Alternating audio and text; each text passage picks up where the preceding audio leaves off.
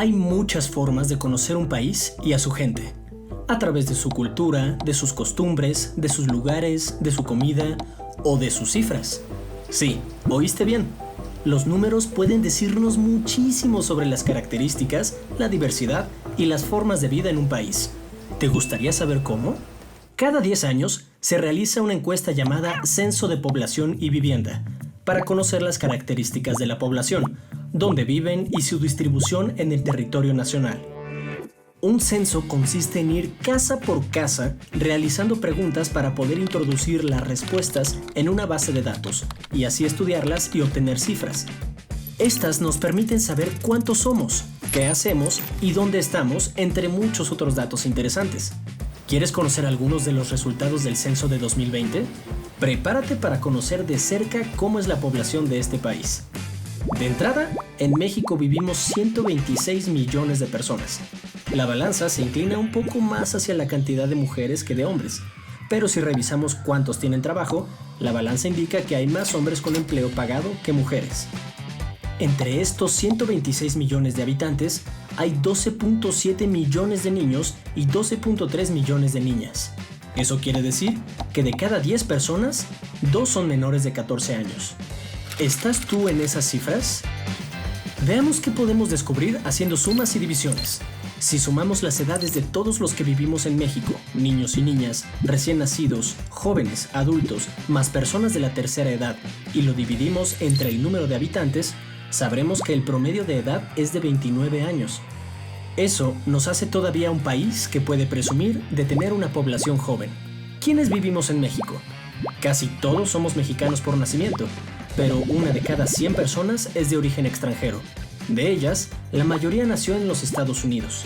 Aunque el español es el idioma dominante, debes saber que 6 de cada 100 personas mayores de 3 años tienen una lengua indígena como idioma materno. Y si le preguntas a 100 personas si se reconocen como afrodescendientes o afroamericanos, 2 de ellas responderán que sí. Ahora, ¿cómo estamos distribuidos?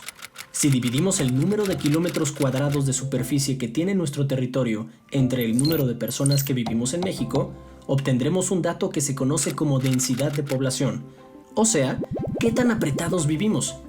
En México, la densidad de población es de 65 personas por kilómetro cuadrado. Por supuesto, esta cifra es un promedio. Si vives en una ciudad, podrás ver que en un kilómetro cuadrado urbano viven cientos de personas en sus muchos edificios. Y si nos vamos a las montañas, al desierto o a la selva, es muy probable que no encontremos ninguna persona en extensiones enormes de terreno, o apenas unas cuantas por aquí y por allá. Por cierto, comparado con otros países, ¿qué tan poblado está México? Pues ocupa el lugar número 11 entre los países más poblados de la Tierra. Solo otros 10 países tienen más habitantes que este. Los censos también ayudan a conocer en qué tipo de localidades habita la población. Por ejemplo, 80 de cada 100 personas viven en un espacio urbano y 20 de cada 100 viven en el campo. ¿Quieres saber cuáles son los estados con mayor población? Vayamos al Estado de México. Este estado ocupa el primer lugar, con casi 17 millones de personas. En segundo lugar está la Ciudad de México, con 9.2 millones de habitantes, y el tercer puesto lo tiene Jalisco, habitado por 8.3 millones de personas. Con los datos de un censo, puedes conocer información todavía más detallada. Por ejemplo, olvidémonos de los estados más poblados y hagamos otra pregunta. ¿Dónde está el municipio más poblado del país? Te tenemos una noticia. No está en la Ciudad de México ni en el Estado de México. Tampoco está en Jalisco. El municipio más poblado es Tijuana, que se encuentra en Baja California. Tiene ni más ni menos que 1.9 millones de habitantes. La demarcación de Iztapalapa, esta sí en la Ciudad de México, le pisa los talones con 1.8 millones de habitantes. Para que te des una idea de esta cantidad de habitantes, imagina que todo el estado de Colima y el de Baja California Sur suman menos habitantes juntos que quienes viven en Iztapalapa. Bueno, y más allá de lo curioso de estos datos, ¿para qué nos sirven?